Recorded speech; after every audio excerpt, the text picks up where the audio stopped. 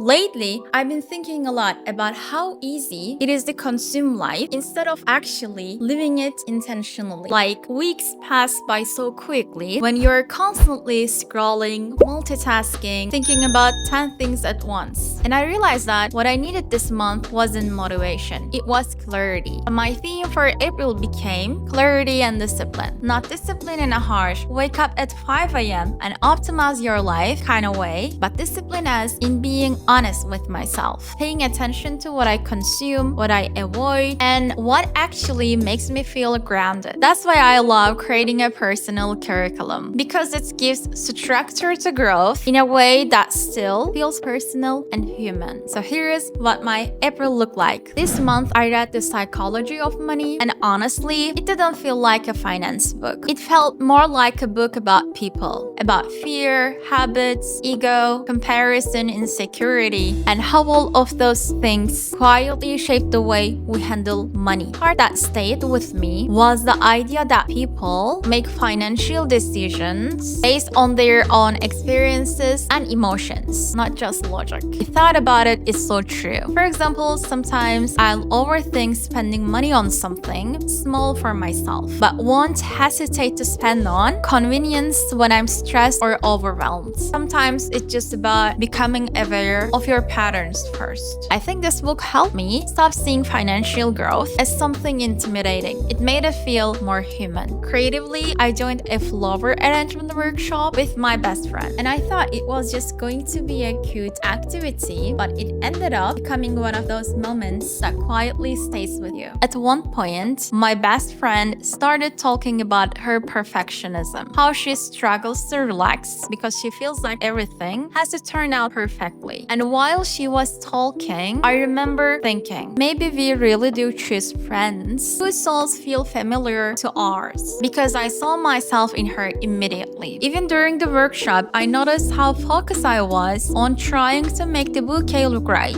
I kept adjusting every flower, comparing mine to everyone else's arrangements. But after a while, something shifted. I stopped trying to control every detail and just started enjoying the process. Colors, the textures, the feeling of creating something slowly with my hands. And honestly, I think that's what creativity is supposed to feel like. Not performance, not perfection, just presence.